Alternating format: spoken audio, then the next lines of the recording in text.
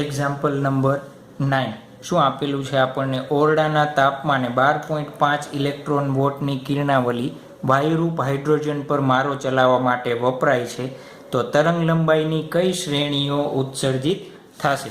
ચલો, આપણને ખબર છે શું હાઇડ્રોજન પરમાણુ માટે n = 1, n = 2, n = 3, n = 4.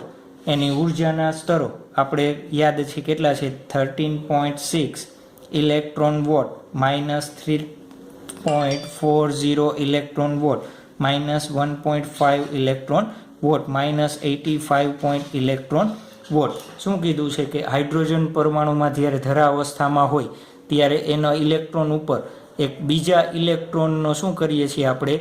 મારો ચલાવીએ છીએ ને એ ઇલેક્ટ્રોનની ઉર્જા કેટલી છે? 12.5 ઇલેક્ટ્રોન વોટ જેટલી ઉર્જા છે. ચલો, આટલી ઉર્જા મેળવશે તો ઇલેક્ટ્રોન શું થશે? ઉત્તેજિત થશે. તો ઉત્તેજિત થઈને ઇલેક્ટ્રોન કઈ કક્ષામાં જશે તો કેમ ખબર પડે? તો આપણે શું કરવું પડે? કક્ષાની ઉર્જાનો શું કરવો પડે? તફાવત. ધારો કે આને E4 કહી દઈ, E3 કહી દઈ, E2 કહી દઈ, E1 કહી દઈ. તો જે બે કક્ષાનો તફાવત, ઉર્જાનો તફાવત આના કરતાં ઓછો હશે એ આ જશે. તો ચાલો આપણે સૌથી પહેલાં કેનો તફાવત લઈ લઈએ? E4 - E1 નો તફાવત લઈએ. એને શું કહી? ડેલ્ટા 4-1 કહી દઈએ. શું કહી દઈએ? Delta E41.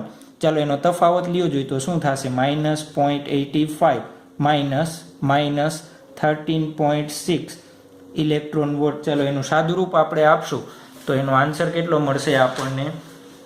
12.75 electron vote. ચલો, આ શું દર્શાવે છે આપણને? જોવો જોઈએ, આની કિંમત આના કરતાં કેવી છે? વધારે છે. એનો મતલબ શું થશે? કે ઇલેક્ટ્રોન ઉત્તેજિત થઈને ચોથી કક્ષા સુધી પહોંચશે નહીં. કેમ? ચોથી કક્ષામાં પહોંચવી હોય તો એની પાસે કેટલી ઉર્જા હોવી જોઈએ?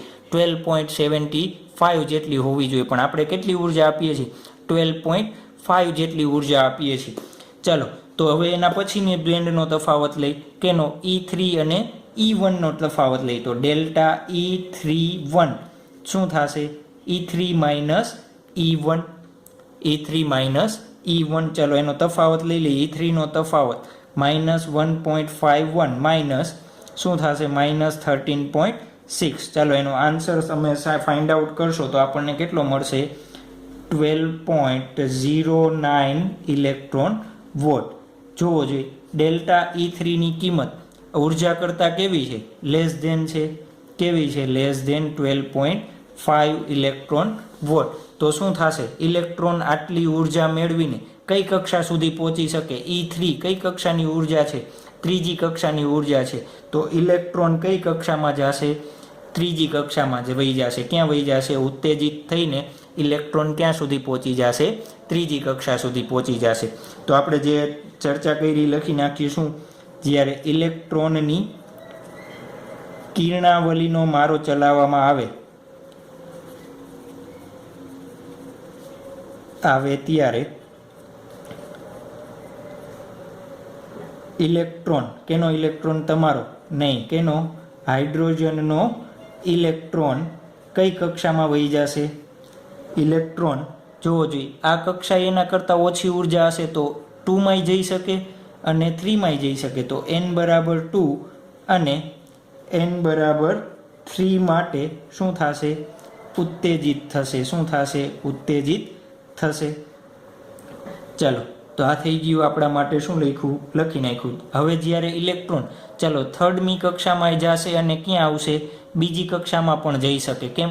E2 અને E1 નો તમે તફાવત લેશો તો એ કેવું મળશે આપણને? એ 12.5 કરતાં કેવો મળશે? ઓછો મળશે. ચાલો, લઈ લઈએ એટલે આપણને ખ્યાલ આવી જાય. તો ડેલ્ટા E21 શું થશે? E2 - E1.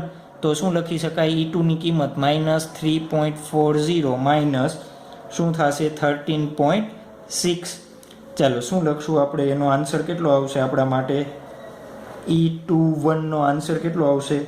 10.2 electron vote. જોવો જોઈએ, ડેલ્ટા E21 ની કિંમત કેવી છે? Less than 12.5. તો ઇલેક્ટ્રોનને જવા માટે ક્યાં બે રસ્તા છે? એક તો પહેલી કક્ષામાંથી બીજીમાં જશે અથવા પહેલીમાંથી ત્રીજી કક્ષામાં જશે. ચાલો, હવે શું કીધું છે આપણને? ઇલેક્ટ્રોનને ઉત્તેજિત થઈ ગયો, પહેલી કક્ષામાંથી બીજી કક્ષામાં અને ત્રીજી કક્ષામાં જતો રહે છે, પણ આપણને ખબર છે કે ઇલેક્ટ્રોન ત્યાં સ્થાયી થશે નહીં, પાછો ક્યાં આવશે? પોતાની ધરા અવસ્થામાં આવશે. ચાલો, ત્યારે ધરા અવસ્થામાં જ્યારે પાછો આવે ત્યારે ઇલેક્ટ્રોન શું કરે? ફોટોનનું ઉત્સર્જન કરે. તો ફોટોનની ઉર્જા કેવી હશે? અલગ અલગ હશે. તો શું લખી શકાય? જ્યારે ઇલેક્ટ્રોન પાછો ધરા અવસ્થામાં આવે ત્યારે શું કરશે? ફોટોનનું, અથવા એવું લખી શકીએ, અલગ અલગ તરંગ લંબાઈવાળા ફોટોનનું શું કરે? ઉત્સર્જન કરે છે.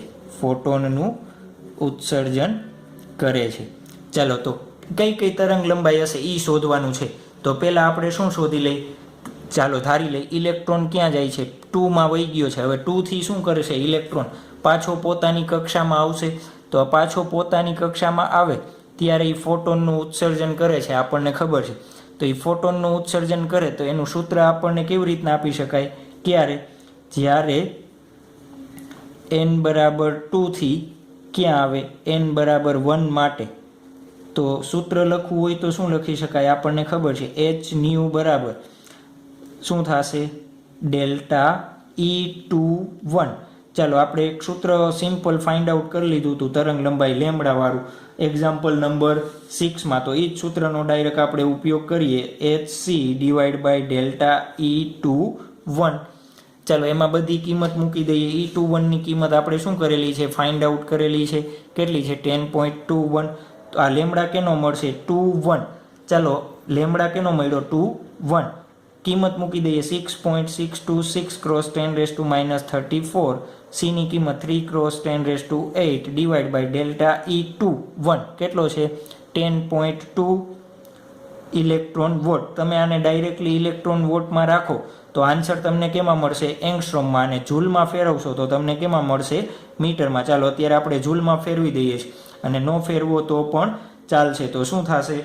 લેમડા 21 ની કિંમત આપણે ફાઇન્ડ આઉટ કરીએ તો કેટલી મળશે આપણને? ક્યાં? બીજી કક્ષામાંથી પહેલી કક્ષામાં આવે છે ત્યારે. તો એની કિંમત આપણને મળશે 121.8. કેટલી મળશે?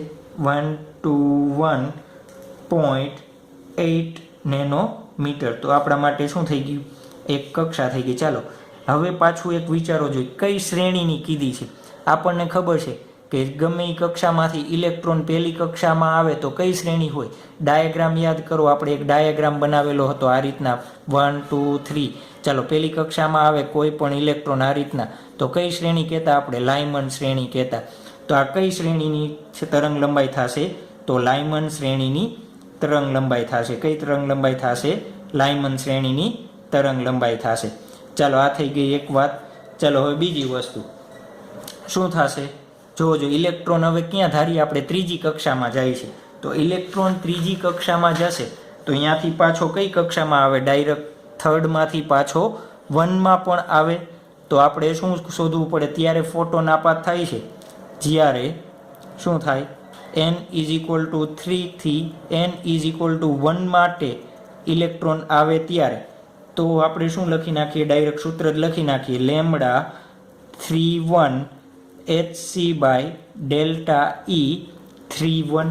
ચાલો, ડેલ્ટા E31 ની કિંમત આપણને ખબર છે કેટલી છે? 12.09. ચાલો, બધી કિંમત પુટ કરી દઈએ. 6.626 ક્રોસ 10⁻⁻34.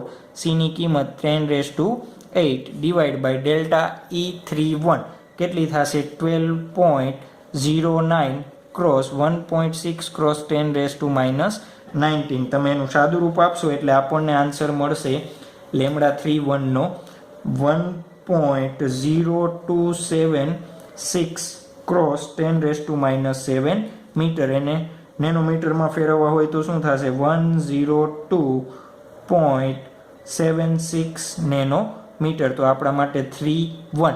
ચાલો, પાછું ક્યાં આવે છે?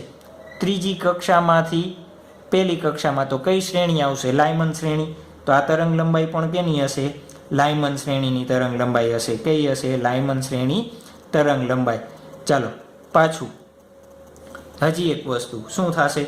આ ઇલેક્ટ્રોન ત્રીજી કક્ષામાં ગયો, ત્રીજીમાંથી ડાયરેક્ટ પહેલીમાં આવવાના બદલે એની પાસે એક બીજો રસ્તો છે. કયો? ક્યાં આવશે? પહેલી બીજી કક્ષામાં આવશે ને પછી બીજામાંથી ક્યાં આવે? પહેલી કક્ષામાં આવે. તો ચાલો ઇલેક્ટ્રોન ક્યાં આવે છે જોવો જોઈએ. ત્રીજીમાંથી બીજી કક્ષામાં. તો જ્યારે ઇલેક્ટ્રોન કઈ n=3 થી n=2 માં આવે ત્યારે શું કરવું પડે? આપણે સૂત્ર શોધવું પડે. તો લેમડાનું સૂત્ર આપણને ખબર છે, શું થશે? 3 2. તો hc/ΔE 3 2. ΔE 3 2 ની આપણે કિંમત શોધેલી નથી, તો આપણે શું કરીએ? એની કિંમત શોધી નાખીએ. ΔE 3 2 E3 minus E2. E3 ની કિંમત કેટલી છે? -1.51 માઇનસ E2 ની કિંમત કેટલી છે? -3.40. એનું સાદુરૂપ આપશો એટલે આપણને મળશે 1.89 ઇલેક્ટ્રોન વોટ. ચાલો આમાં આપણે બધી કિંમત મૂકી દઈએ તો શું થશે? 6.626 cross 10⁻³ cross 3 cross 10⁸8 divide by 3 ની કિંમત કેટલી? 1.89. એને જૂલમાં કન્વર્ટ કરી દઈએ તો 1.6 ક્રોસ 10⁻19. ચાલો એનું સાદુરૂપ આપશો એટલે આપણને આન્સર મળશે 3 2 નો કેટલો મળશે? 6.573 ક્રોસ 10⁻7 મીટર. એને કેમાં કન્વર્ટ કરી દઈએ? નેનોમીટરમાં. તો શું થશે? 6573 નેનોમીટર. જોવો જોઈએ આપણે કહેતા કોઈ પણ કક્ષામાંથી બીજી કક્ષામાં આવે ત્યારે કઈ શ્રેણી ઉદ્ભવે છે? યાદ કરો જોઈએ. બામર શ્રેણી. તો આ તરંગ લંબાઈ કઈ હશે? બામર શ્રેણીની તરંગ લંબાઈ હશે. કઈ હશે? બામર શ્રેણીની તરંગ લંબાઈ હશે. તો આપણા માટે થઈ ગયો એક્ઝામ્પલ નંબર 9. અને બોર્ડના પેપરમાં એક્ઝામ્પલ નંબર 9 કેવો છે? IMP છે. કેમ કે વ્યવસ્થિત છે અને ઘણું બધું શોધવાનું કીધું છે. તો એક્ઝામ્પલ નંબર 9 આપણે શું કરશું? વ્યવસ્થિત પ્રિપેર કરશું.